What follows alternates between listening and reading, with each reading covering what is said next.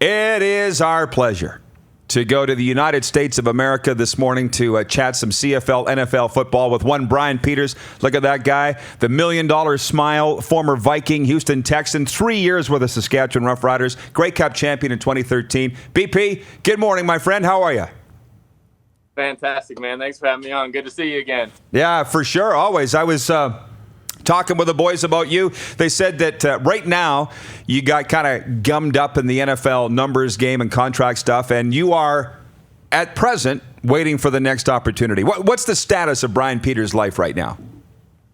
Yeah, currently a free agent. I've been a free agent technically since April, and I've been training and fielding calls and that kind of thing with my agent for the past couple months. Was hoping to get into training camp.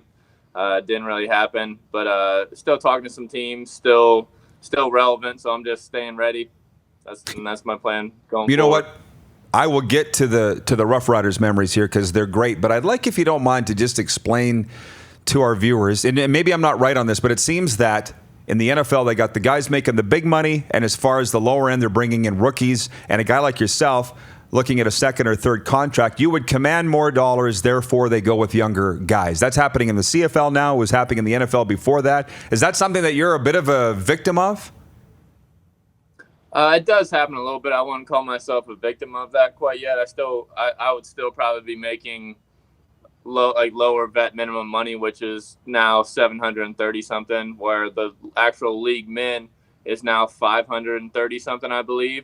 So the gap isn't incredibly drastic as far as the salary cap numbers go, but it does happen. There is the shrinking of the middle class per se, and the NFL. I'd be intrigued to talk about it as far as the CFL. I've actually been a NFL PA rep for the Houston Texans the last 2-3 years, so I've been kind of versed in the politics and the strategies as far as negotiating contracts and all different stages in their career. So it's been a learning process for me, but I mean, as far as that goes, I don't think my numbers would be, I guess, intimidating for somebody to pick up, but it does. There are exclusions where teams can, I think they're called NBA contracts, where veteran min contracts can show as league minimum, so you get a few exemptions there. So there's ways around that, and ways that the NFLPA's interjected strategies for veterans not to be priced out.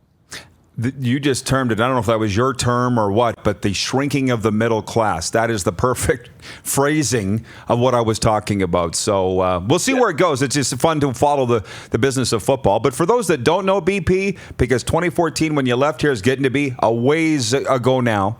You played with the Iowa Barnstormers, Omaha Nighthawks before you came to the CFL, and then eventually the National Football League. Yours is a hell of a story. Would you mind just kind of recapping that and how you got to Saskatchewan? Yeah, dude. I mean, it's been fun. I've somehow turned I want to say a 3-week arena football career into 7 years now. So it's been a hell of a journey. It's been fun. But just coming out, I thought I had a chance at Northwestern University. Was first team All Big Ten, led the Big Ten interception. So I thought at least I'd get a free agent contract to try and prove myself. Didn't get that. Didn't get any calls on draft day. Ended up having some the rookie mini camps for the NFL tryouts with the Bears and the Bucks. Did really well. Didn't get signed though. Nothing really happened.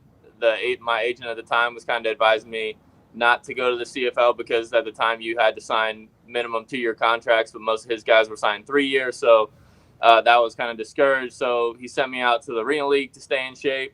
And I went out there and thought I was already on the team. It was actually a 13-man tryout for 2 spots. Was lucky enough to make that spot. So did 3-4 weeks in the Arena Football League with the Iowa Barnstormers.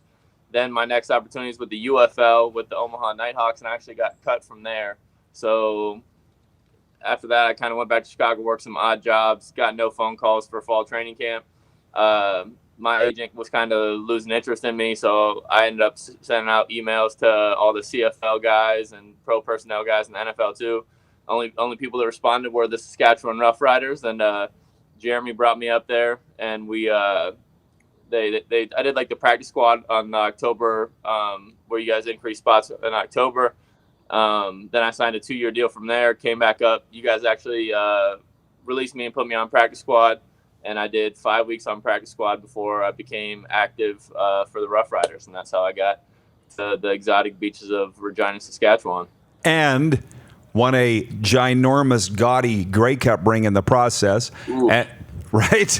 And let's not sexy little Grey Cup ring. Oh yeah, exactly. And let's not forget too, you're playing linebacker, import linebacker. Then you start long snapping when our long snapper goes down. You're playing on all kinds of specials. Like, I think that's what got you to the NFL, actually. I think scouts saw that this guy is willing to do anything, and he's actually doing it well. That's kind of what, when I think of you, that's one of the things that I think about. I believe versatility is huge for me.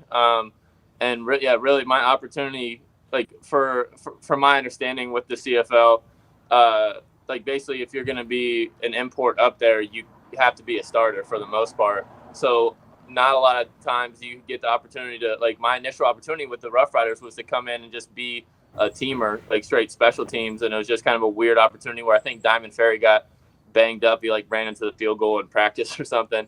But, and I just took that role and like completely wholeheartedly embraced it. And I think pretty much what the Vikings told me at the time, their special teams coaches, like they loved how I played on special teams up in Canada, which is obviously harder to play special teams with the rules and more space. And for me to excel up there on special teams is really what got me my opportunity. So obviously incredibly grateful for just the opportunity to play. Yeah, that's what I thought. And if any of these current CFLers think that the NFL is not watching, you're wrong. They're watching every single thing that you do. But the other thing I think about with you, BP, is this. I have teams ask me all the time, how do we relate with the community? How do we relate with kids? And I said, send your players to schools. Send your players to hospitals. And sometimes the teams say, well, they don't want to do that. Players don't want to do that anymore. I said, well, I know one. His name's Brian Peters, and you used to volunteer to do that. I know you would go to the community relations office and say, hey, I got nothing going on today. What appearances can I do? Why was that so important for you to do that? I'd say it's kind of how my parents wired me. We always, if you're in a space and or a platform and fortunate to give back, you need to. It's just a responsibility to yourself and your community, because obviously you're only as good as the people you surround yourself with. But I saw a lot of incredible. I learned a lot about myself, and then you get kind of a little insight into kind of the spectrum of life, where you going to a hospital where everybody's not in great shape, and we stress about all these crazy things outside of our just health in general. And if you obviously, whenever you're not healthy or you're sick or your kid's sick or anything along those lines, that's the only priority really in life. But are you healthy? Then everything else after that is extraneous for the most part, outside of food, water, and shelter. But in college, we had this program where we would go every Thursday before games, and I made a couple incredible friendships through it and was able to impact some kids. And I just seeing what it can actually do. I had to keep doing it. You have to when you have that platform. I think it's an incredible responsibility, and it's something that's not really available to a lot of people. A lot of people don't get to play professional football and have that impact on kids or have that notoriety and platform. So if you have the right people around you and obviously we had a great community department up in Saskatchewan, and that made it 10 times easier for me to get into a hospital and influence some kids and try and just make some kids smile just by signing footballs and bringing teammates around. And the best part about it too was the amount of guys on the team that would come with me. I'd end up with 4 or 5 guys. Terrell Mays, T-Jack, Butts would come, Sammy Hurl would come. Literally we had all these guys just gravitate towards it too. So it was really fun. Well, I hope athletes of any level watch that and get something out of it. And lastly, BP, before I let you go, obviously we'd love to see a sign of the National Football League. We're following closely. But would you consider a return to Canada and the CFL? Oh, definitely, but probably only to the Roughriders. That's my spot. All right. Message sent. BP, thanks for this. Yep. Glad to see the smile, and keep in touch. Good luck with things down the road here. Appreciate it. Take care of yourself. You're watching Rod Pedersen On Demand. For more of The Rod Pedersen Show, visit rodpedersen.com or follow Rod Pedersen on social media.